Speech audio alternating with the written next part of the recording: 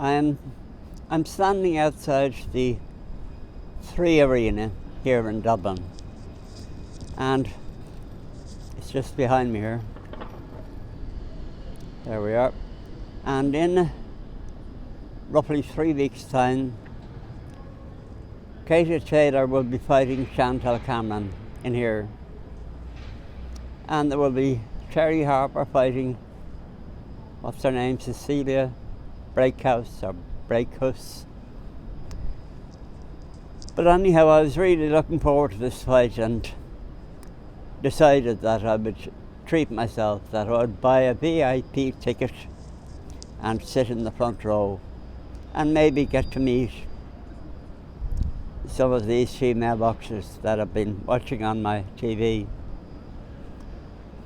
Anyhow, I have a credit card, but sometimes it works, sometimes it doesn't, so I figured I'd pay cash. And I came over here on the Monday morning when the tickets went on sale, and I thought they would be on sale from here, but they weren't.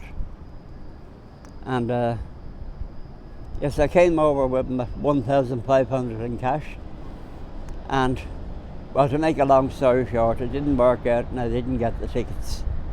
By the time I got the tickets, they were all gone. And I very strongly suspect that the VIP tickets sold out long before they were offered for sale. But now I live 5 minutes from here, literally, and on the night of the fight I will be sitting in my flat in front of my little television with my cup of coffee and my biscuits, and I will enjoy the fight. But it will irritate me a bit to think that these girls that I would love to see up close, that these girls are just fighting literally 5 minutes away from me, and I'd never meet them. Now, what did I want to say? Oh yes, and of course, I'm sure there would have been some female fighters there that I follow who would be there just as fans. And it would have been great to see them, but, well, it is what it is, as they say. So, who's going to win? Well, first of all, let me just get one thing out of the way. I'm Irish, and so I'm biased in favour of Katie Taylor. I followed her amateur career, like everyone in Ireland. And when she turned professional, I followed her professional career. But I was never I wasn't actually a fan of female boxing. I had no interest in it. I'd seen a few fights on YouTube and I wasn't impressed. And it wasn't until several months after Katie Taylor turned professional that I was looking at some female fighters on YouTube. They weren't great. And then this fight came up, and there was this girl standing she was in the ring, in her corner, and this was about 3 seconds before the bell to begin the first round. And she was standing there, and she immediately caught my eye. Just something about her body language. You know, there are people like that, you sort of look and then you look a second time. And here the bell went. The first round passed. First round ended, and at that point, I was then a fanatical fan of female boxing, because this girl was really good. Anyhow, I watched the rest of the fight, which she won. And then I clicked on the description to see exactly who this girl was. And it turned out she was somebody I'd never heard of, called Chantelle Cameron. And I became a huge fan of Chantelle Cameron. And as I got more into women's boxing, you know, as I discovered Savannah Marshall, Natasha Jonas, etc., etc., I came to the conclusion that this girl, Chantelle Cameron, she was special. She was possibly the best of the lot, or certainly up there with the best. And so I'm hugely biased in favour of Chantelle Cameron, while being biased in favour of Katie Taylor at the same time. So, and these things cancel themselves out, so I'm genuinely neutral on this. I'd like both of them to win, so to speak. Actually, I wouldn't like a draw at all. But so anyhow, so who is going to win? Well, I think Katie Taylor will win. And yes, I think Katie will win. And so here I am back in my apartment, and the 3 arenas just 5 minutes, less than 5 minutes in that direction. So why do I think Katie Taylor will win? Okay, number one, Katie Taylor is number one. Chantelle Cameron is not number one. So Katie Taylor should be the favourite in that sense. I think most people, they might have Chantelle Cameron 3rd, 4th, 5th in the world, something like that. So Katie Taylor is number one. If we forget dear Clarissa Shields, Katie Taylor's number one. Chantelle Cameron's not. So that's one reason to favour Katie Taylor. My second reason is that if you look over the last 2.5 years, if you look at the people Katie Taylor has fought, and then you look at the people Chantelle Cameron has fought, Taylor has been fighting a much different type of opponent. Taylor has fought Delphine Persoons twice. This is an aggressive woman, really aggressive. You know, Chantelle is a pussy, aggression-wise, compared with Delphine. She's aggressive, very effective at what she does, very intimidating, and Taylor's fought her twice and won. Chantelle Cameron's never faced anyone like that. Then we come to Natasha Jonas. That was a great fight, the Jonas-Taylor fight. Now Jonas, very skillful, technically one of the best in the world, no question, and tough, strong. Chantelle Cameron has never fought anyone with the technical ability of Jonas. That's just a fact. Amanda Serrano, great fighter, dangerous fighter. Chantelle Cameron has never fought anyone of that level. Now you could say, well, none of this is Chantelle's fault, but that's not the point. There is a noticeable difference in quality between Taylor's opponents over the last 2 years and Cameron's. Cameron has been fighting at a lower level, no question. Now, if you look at Cameron's fights over the last 2 years or so, and keep in mind I'm a huge fan of Cameron, huge. But over the last 2 years, she hasn't really progressed. She hasn't upped her game. She hasn't become noticeably better. And this is not surprising, because if you want to get better and better and better, you need people who will really challenge you. And Cameron hasn't fought any people like that. The best person she probably fought in the last 2.5 years is McGee. Was that her name? She was a good fighter. Very good fighter. But nowhere near the league. Nowhere near the level that Katie Taylor has been fighting.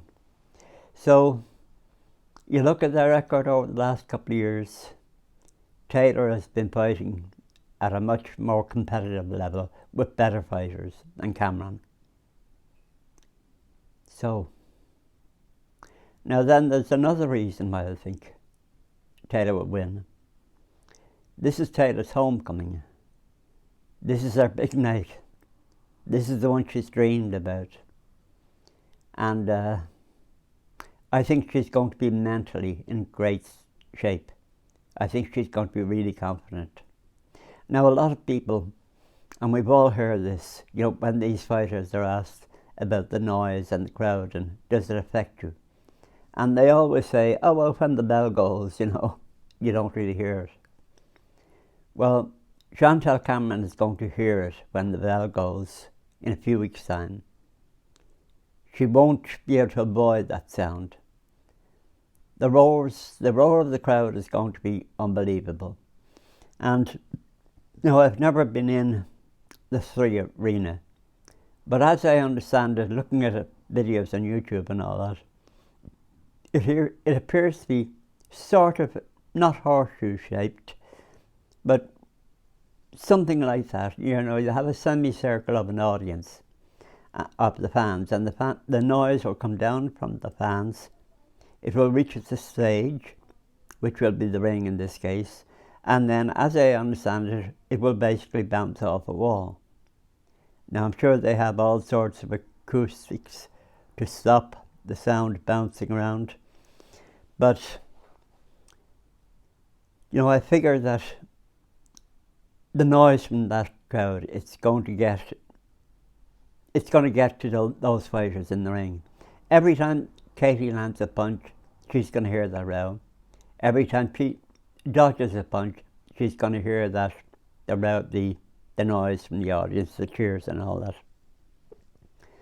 And I don't think Chantelle Cameron will be able to ignore that. I think the noise, the atmosphere will make a difference. Now, I don't think it will be a huge difference, but I do think it will make a difference. And, Cameron's going in, she hasn't really improved in the last 2 years. She hasn't fought the same opponents as Taylor. I think all of that and the atmosphere and the sheer confidence that Taylor will have on the night, I think all that is bound to have some effect on Cameron.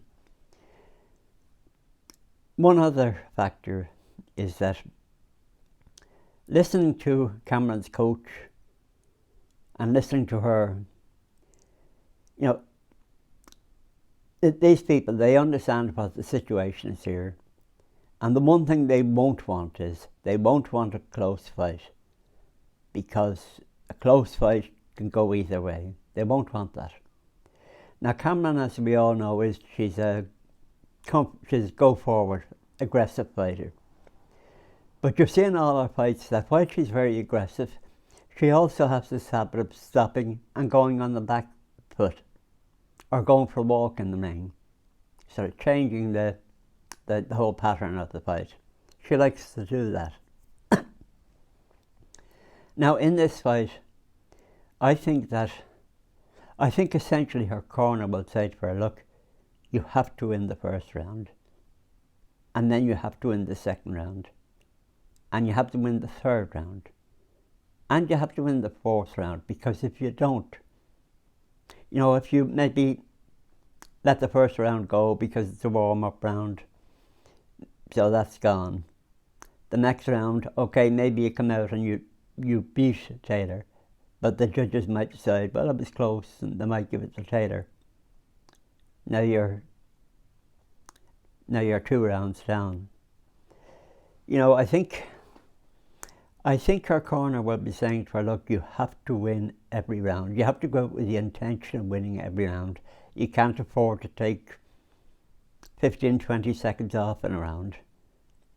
You have to win these rounds, because even if you do win these rounds, a lot of them are going to be close. No matter how good you are, Taylor's going to make sure that even if she does lose rounds, they'll be close. And, you know, a close round ultimately can go either way. So I think they would be telling her, you have to win and win every round. Even if you win every round, you won't get every round, because some will be bound to be close. So they won't want a close fight. They won't want to be going into the 7th round, maybe with Chantelle Cameron just 2 rounds ahead, because Taylor has shown that she can come back in the closing rounds. And I figured I've been thinking about all the all the angles here. And the bottom line is, and listening to her coach also, I get the very real impression that Cameron's going to come out. She's going to come after Taylor relentlessly. She's going to hammer away and hammer away and hammer away, round after round. Now, if she does that, it's always possible she'll just overpower Taylor. But there's also the danger that if she really forces Taylor on the back foot, well, Taylor's very good at the back foot. She's a lot of experience on the back foot, and she can fight very well on the back foot. And while people say she has slowed down, she can still punch very fast while she's on the back foot. So I think Chantelle Cameron is going to go for the kill in every round. I think she's going to be genuinely relentless in every round. I think she's going to go after Taylor in every round and not take any break. And that's probably the best strategy for her. But Taylor has a much higher quality of experience. Taylor's fought on the back foot under pressure many, many times. And she can handle that and still get a win out of it. So, taking all these things into consideration, I think Taylor is going to win, and I think Chantelle Cameron is going to lose. I don't think it's going to be close. At the end of this boxing match, I think that Katie Taylor will win 7 rounds, Cameron 3. I think it will be something like that. And if that happens, that would be a problem for Cameron. You know, Cameron has 3 possibilities in this fight. She can win. If she wins, she's on the pig's back. She walks away with her big check, and she's number 1. She's the girl who stopped Katie Taylor. If she stops Katie Taylor, and then she loses her next fight, and her next fight, and her next fight, and retires, that won't be a problem. All people will remember is she's the girl who stopped Katie Taylor. So if she wins, this is the ultimate vindication for Cameron. But then there's a second possibility. She might almost win, just like Persoon, just like Jonas, just like Serrano. Now, if she almost loses, she'll walk away with her big check, probably having collected a few more fans, and she will still have her reputation. She can still hold her head up high. No shame in losing by a very close margin to Taylor. But if she loses, this is the third option. She might lose. You know, Taylor might win 7 rounds and Cameron might only win 2 or 3 rounds. And that, well, she'll still have her check. But it won't be good for her. You know, if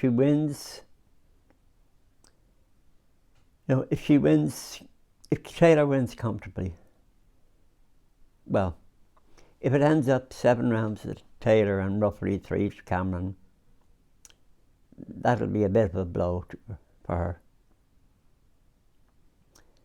Of course, I could be totally wrong. You never know. This is the thing about boxing. Chantelle Cameron might get in there and she might fight at a higher level than we've ever seen her fight. That's possible. She might rise to the occasion. She might show us ability we never even dreamt she had. That's possible.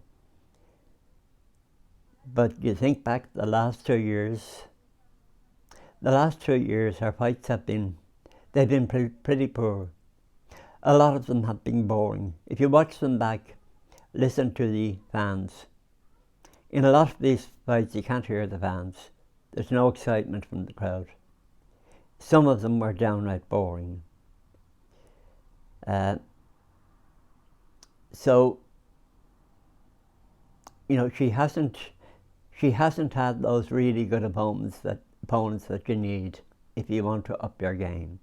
So for me, it has to be Katie Taylor to win, and to win comfortably. There you are.